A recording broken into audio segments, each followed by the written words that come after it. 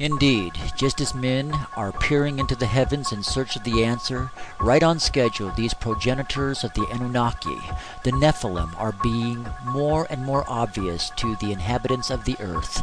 Like clockwork, they manifest and are soon going to make themselves visibly seen by the whole of the earth in accordance with end-time prophecy as recorded in the scriptures.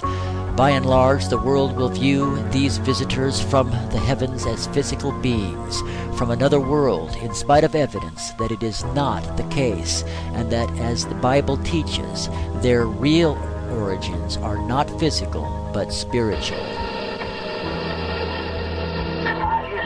This is Discovery. We still have the alien spacecraft under appearance. Seen and never expected to see footage like that. And least of all did I expect to see it on film that, or tape that had been exposed by the government. You see over and over again is you see UFOs materialize into the ultraviolet while you watch. You see them come from out of nowhere to the point where they are returning a response to the camera. You also see them dematerialize while you have them under observation. There's two of the central things that have gone on with UFOs since day one: materialization and dematerialization. The materialization and dematerialization of these supposed spacecraft are more akin to ghosts than they are beings that are physical. I don't see nothing down there. Can't be the motorcycles, honey.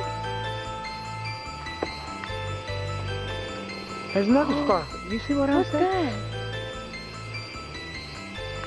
What is that? Tree. No. He moved it, right? Right there. See it? Uh-huh. Look.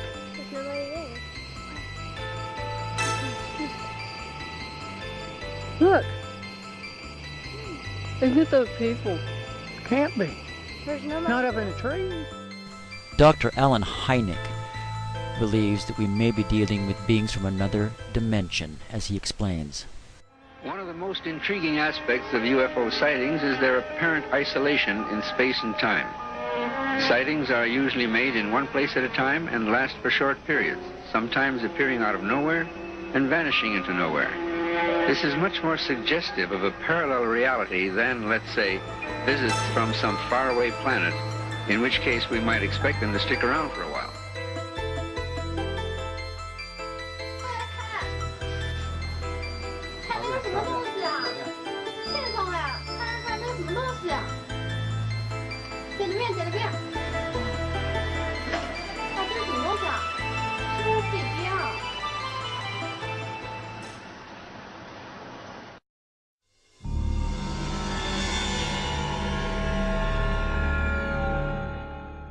Now we've come to the conclusion that abduction, of their involvement with human beings, that this is the center of the entire UFO phenomenon, and that actually when people have UFO sightings, it's very possible that what they're seeing is something on its way to or from an abduction of somebody. They're not just flying around up there, they are interested very profoundly in human beings. What? With a ball, no hair, no eyebrows, no eyelashes, and no earlobes, no ear. You know, we could say very large eyes. I've had, since I wrote Communion, over 55,000 letters from people around the world who've had this similar things that think they have happened to them, and we still get about 200 a week. Remember, my mother was taken in a Jeep, and that I was there with a UFO. There was a beam of light that came down, and I was beamed onto the ship. In almost every abduction account by aliens, the abductees report enduring physical examinations where both sperm as well as female eggs are taken.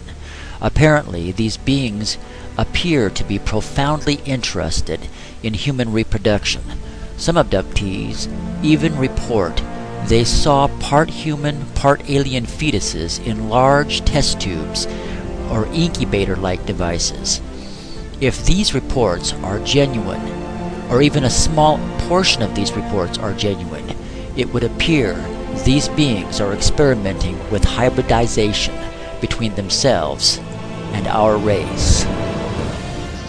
taken, ovaries taken. I mean, there's a variety of experiments or examinations that take place during the course of an abduction. The scriptures warn our generation, these mighty men and men of old will, just as in the day of Noah, re-infiltrate the human race. These demonic beings will convince those who are spiritually blinded to the truth that they were our creators.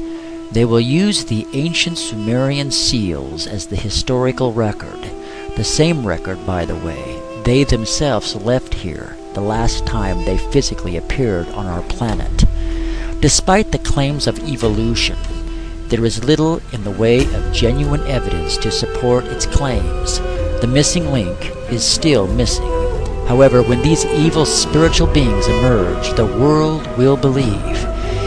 It will all make sense to the fallen human mind.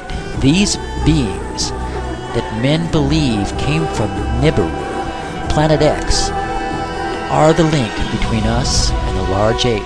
Indeed, even though it is mere conjecture on the part of evolution, they will claim human chromosome 2 is remnant proof of past genetic manipulation, since it appears to be a fusion of two smaller large ape genes. Therefore, fallen unrepentant men will accept this coming lie and great worldwide deception.